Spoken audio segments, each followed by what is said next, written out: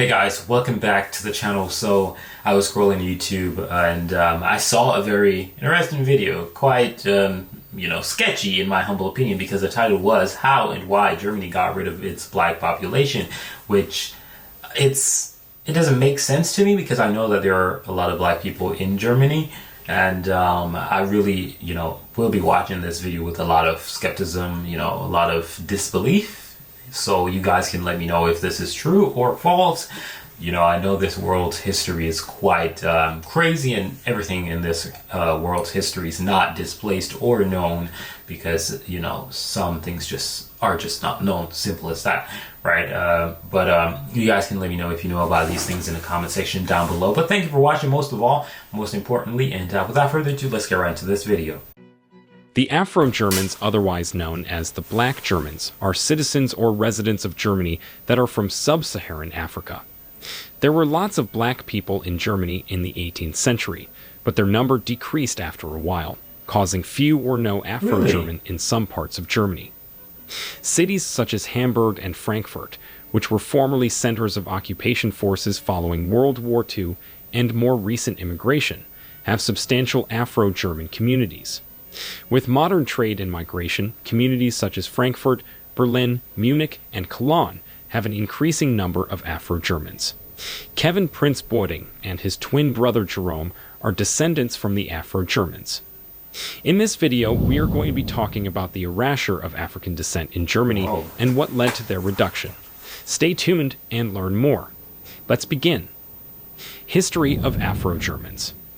Frederick William, a Grand Elector of Brandenburg, Prussia, founded the Brandenburg African Company in 1682. He also ordered the establishment of a fort on the coast of present-day Ghana to rival Europe's great sea powers. The fort was named Grob Friedrichsburg. It was designed to serve as a point of departure for the German slave trade. Years later, German slave ships, such as the Friedrich III, transported thousands of African slaves. Some of the slaves ended up on the slave market of St. Thomas in the Virgin Islands. St. Thomas is known to be the most prominent slave market in the world. Africans were brought as slaves from the western coast of Africa, where a number of German estates were established, primarily on the Gold Coast. 12 Negro boys were brought from the western part of Africa. 6 were decorated with golden chains and presented to the king. These enslaved children were later bought by their new masters, and they were taken to Potsdam and Berlin. King Friedrich Wilhelm I of Prussia later sold his Ghana Grob Friedrichsburg estates, situated in Africa, in 1717.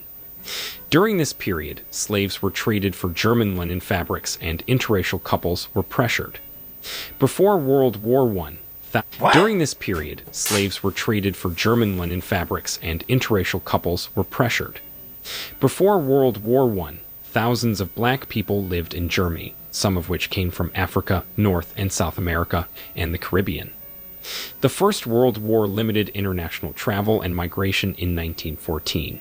The Germans imposed strict migration rules. Some that had traveled to the country for business only stayed for a while, then left before the war commenced.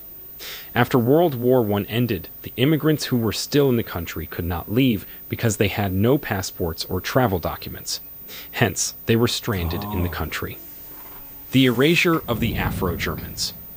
The erasure of people of African descent from Germany is a gradual process that eventually occurred after several harsh conditions and laws. The Afro-Germans population largely declined during the Nazi regime. Exactly, that's what I would imagine, regarding this. But I guess this video seems to be on the borderline of common sense and neutrality. It doesn't seem some extremist, weird video trying to, deploy this was once, a land where Africans dwelled.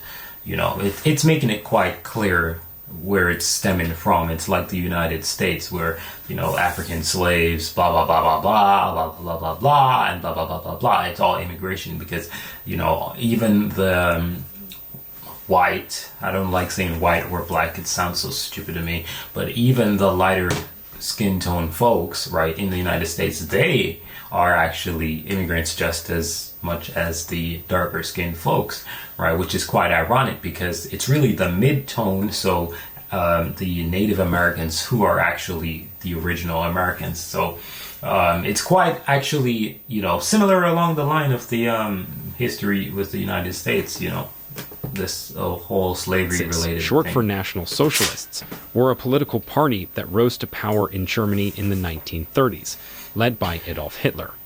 The Nazi Party was known for its extreme nationalism, racism, and totalitarianism, and sought to establish a fascist state based on these ideals. In the 19th century, several thousand blacks were living in Germany, but when the Nazis came into power, the blacks were harassed and persecuted. The Nazi regime promoted the idea of Aryan supremacy and aimed to purify the German population through eugenics and racial policies.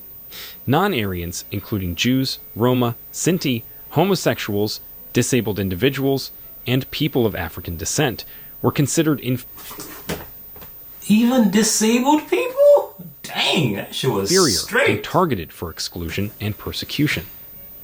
During this period, the Nazis' policies became more extreme. They created laws that made most black people end up in prisons, hospitals, psychiatric facilities, and concentration camps. Many Afro-Germans were also forcibly conscripted into the German military during the war, and those who fought on the front lines faced additional discrimination and mistreatment. Some Afro-German soldiers were sent to the Eastern Front, where they were treated particularly harshly by their fellow soldiers and subjected to brutal conditions. A lot of Afro-Germans died during this period. This was one of the reasons which led to their decline in population. The Nuremberg Race Laws. The Nazi regime declared the Nuremberg Race Laws in September 1935. These laws were put in place because of the Jews, but in November 1935, the law also affected the black and the Roman people. During this period, those of non-Aryan descent were called. But you know what's really sad? It's really sad that, at a point in our lives, my camera's at 37%, these things used to happen. And it's sad. It's just a part of life, You see, like, I'm more understanding towards, what you'd say, slavery in terms of empire. I'm way more understanding towards that because I understand that you're trying to build an empire, you're going to look for the easiest way to get these things done. However, when it comes to discrimination, one is better than the other, or one is to serve, or one deserves pleasure, one deserves pain. No, that's where I draw the bloody line. But it's good to absorb these history. It's toxic, and I know like I would not be doing this if it wasn't for this channel. But it's very welcoming right now to me because I've always heard how the Germans absorb and understand and take in the fact that these negative things affected the country and affected other people. So I guess it's my job now to listen and learn about these things because obviously I don't know about the Roman people. During this period, those of non-Aryan descent were called. Wow. The first Nuremberg Law was also known as the Reich Citizenship Law. It stated that a German citizen was of German origin or related by blood. This law was to exclude non-Aryans from political rights in Germany. The second law was for the protection of German blood and German honor. With this law, race mixing, otherwise known as race defilement, was banned. The law forbade intermarriage or sexual relations between the German or its related blood. This law aimed to prevent black people from marrying and having children with Germans. The Nuremberg race laws made it difficult for the blacks in Germany to marry or to build a future. Despite the laws against interracial couples, some blacks who were romantically engaged to the German Aryans got married, though the relationship was dangerous for both partners. The law pressured white German women to divorce their black husbands. They felt the presence of the Afro-Germans was a threat to their racial purity. Afro-Germans were popular. It's crazy that people even believe in racial purity and all this bullshit. Like, bro, when you died, like, that purity that you're talking about ends right there. It ends right there. which is quite ironic because even if, like, let's say there's interracial, whatever, and it moves down the line, there's a thing called 1 + 1 = 2 and 2 + 2 = 2. And when you do the math, if this was this and half of that became half of this and that one went back to that, I don't have to explain it to you. There's literally like a cycle that happens. And if a white guy is with a black girl or whatever, and they have a kid, and that kid is in a predominantly white country, the chances of that kid not supposedly, ending up with a white person is almost zero. It's almost zero. So they're going to likely end up with that person, and they're going to be 75% of such and such and such. And then the chances is that blah, blah, blah, blah. I don't have to explain the math, right? So it's kind of weird that people are addicted to these things. And this is still something that goes on as even today. Rhineland bastards, a derogatory term used to describe people of mixed race ancestry. The detests for the African descent also made Bernhard Dernberg, the German director for colonial affairs, make a derogatory statement. He announced that some native tribes, just like some animals, must be destroyed. During this period, not only were the Africans hated, the Jews and some people who were not related to German blood were criticized. Black children were excluded from schools. They suffered a lot of criticism from their parents. They felt lonely, isolated, and excluded from society. The children wanted to be part of the German excitement, but that wasn't allowed. At first, the discrimination against school children was a local initiative, but things got worse when the Nazis took control of schooling and enforced formal bans against black students. The Nazi law completely banned Jewish children from attending German public schools. Let's stop here for a minute. Encourage us to continue making videos like this by liking this video and subscribing to the New Tourist channel. Yeah, like it up, Do not baby, forget like it to up. turn on notifications so you get notified whenever we upload interesting videos like this. Let's continue. Forced sterilization. This was a wicked strategy used by the Nazis to persecute black people in Germany. They forcefully sterilized the multiracial children in Rhineland.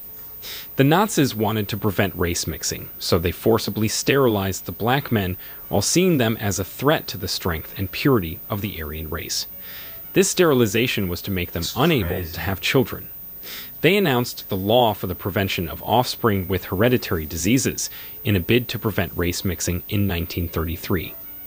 During this period, about 400,000 people were sterilized. For instance, Ferdinand Allen, who was from a black British father and a white German mother, suffered from epilepsy and was forcibly sterilized by court order on May 15, 1941. Allen was later murdered.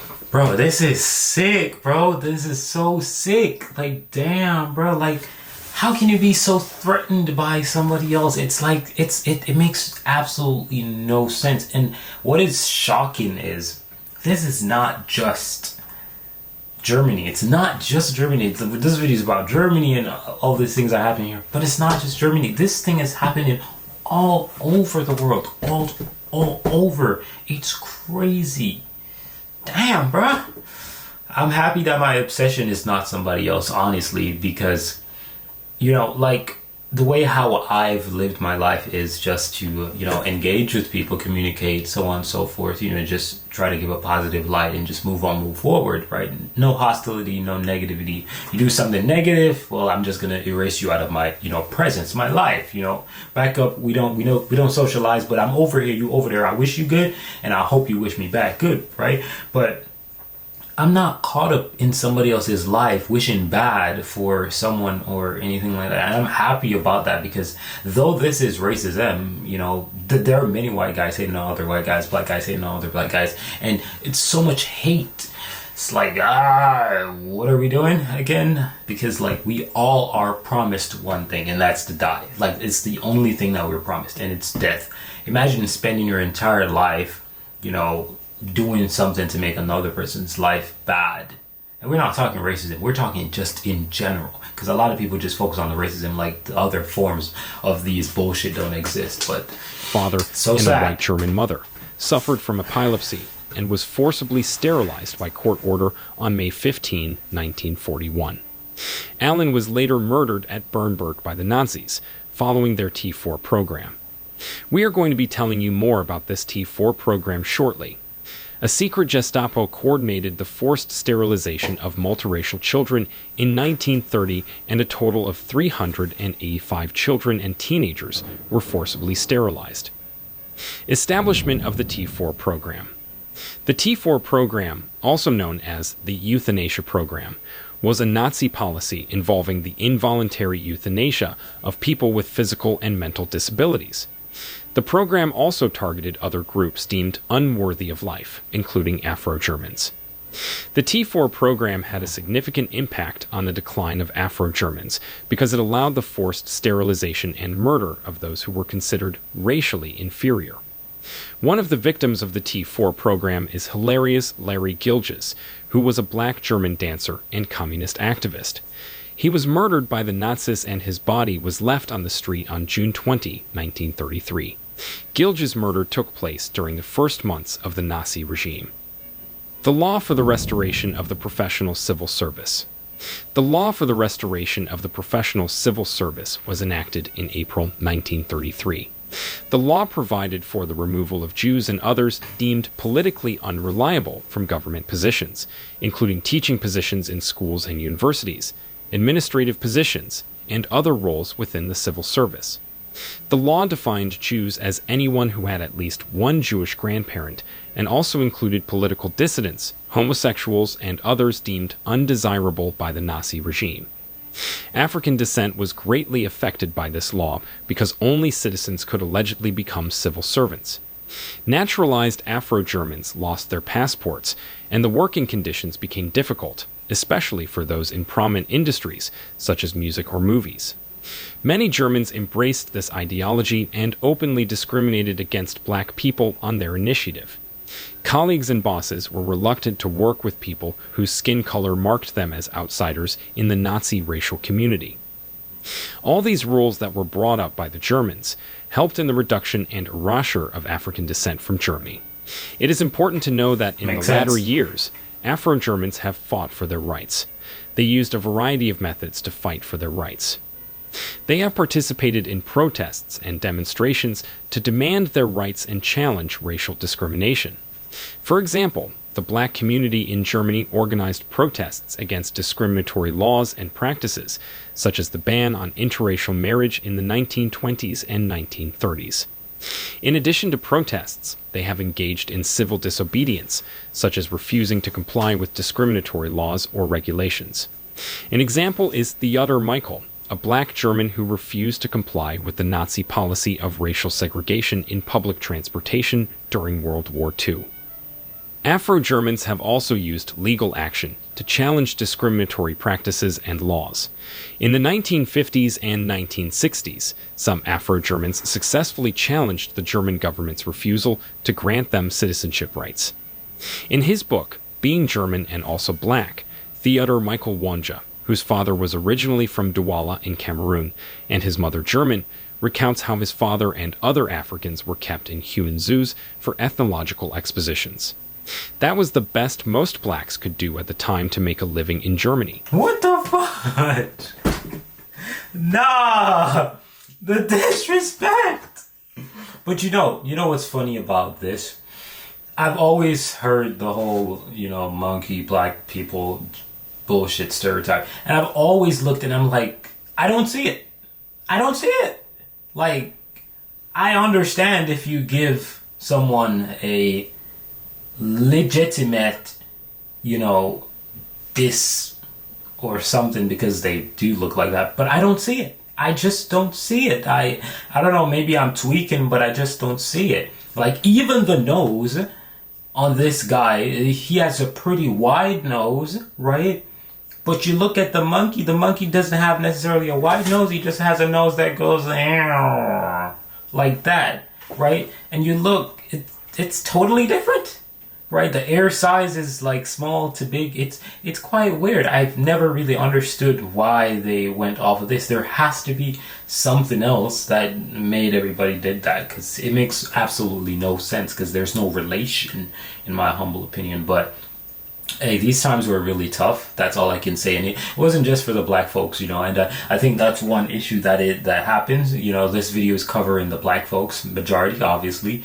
but I appreciate that every now and then he mentions the Jews and the people with disabilities, because it's quite unfair that a lot of times when you hear about the Nazis and all these things, you only hear about Jews. Like, it's literally the only thing you hear about. It's like, oh, the Jewish suffered and they went into these concentration camps. You never hear about the other people, because I never knew blacks were involved in it. I did not know until this video, and I appreciate this video. At the beginning, I was emphasizing how much I don't know if I would trust this video, but based on the information that I was given, it doesn't seem like an extreme information where it's like, oh yeah, I'm gonna just tell a bunch of bullshit just to get some audience attention. These seems like credible information because it's relating to multiple people at the same time, not just this. And it's not some erroneous shit that sounds like, oh yeah, black people used to own Germany, it was black people country, some bullshit, you know, like some hyper, oh yeah, pro-black type bullshit. Yeah, it's not, it doesn't sound like that. So I really appreciate this video, but you guys can let me know what y'all think in the comment section down below. It's not even done yet, so let's keep Germans going. put them there, and other white people came to watch them without any shame. Up until the 1930s, there were about 400 human zoos in Germany alone. Most of these Africans were homesick. Some died because they couldn't get vaccinated or any treatment. Their cultural expressions, such as music, literature, and art, have gone a long way to challenge stereotypes and assert their identity. For example, the Afro-German jazz musician Louis Armstrong was an important cultural figure in Germany during the 1930s and 1940s. Sadly, some Afro-Germans who fought for their rights were killed for their activism. Amadeu Antonio Quioa, who was an activist, was murdered by neo-Nazis in 1992. His death sparked widespread outrage and led to the creation of the Amadeu Antonio Foundation, which works to combat racism and xenophobia in Germany. Memorial plaques called Stolperstein, meaning stumbling stones, have been dedicated to black victims of Nazi persecution and murder. Now that you know about the erasure of the Afro-Germans, it will be interesting to know there were also Afro-Argentines. We have added a video on our channel which talks about how Argentina got rid of its black population. That's tight, bro. That's tight. I appreciate this video like a lot. You know, I appreciate it a lot. You know, I don't know how often I say this, but you know, my family is really very diverse. Very diverse. That's just unfortunately or fortunately what my family is like. So I see various types of, you know, people, you know, in my family. Ones who look more mixed, one who looks less mixed, one who looks like they're not even mixed, they just look like, you know, that, you know, and some who just straight up, you know, aren't mixed because, you know, addition to family, whatever. You know, so I'm quite happy that I grew up in an environment where, you know, I don't judge anyone based off of looks and appearance.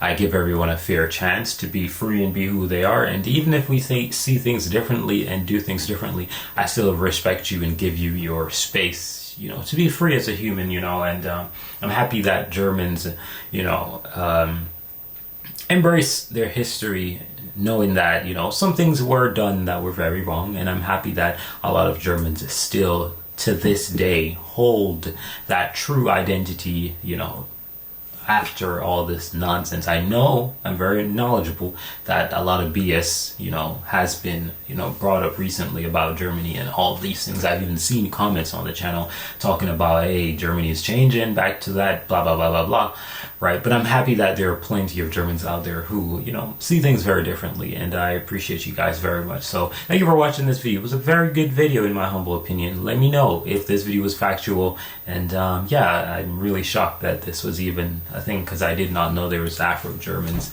at all. But either way, man, thank you guys for watching this video. I'm out of here. Peace.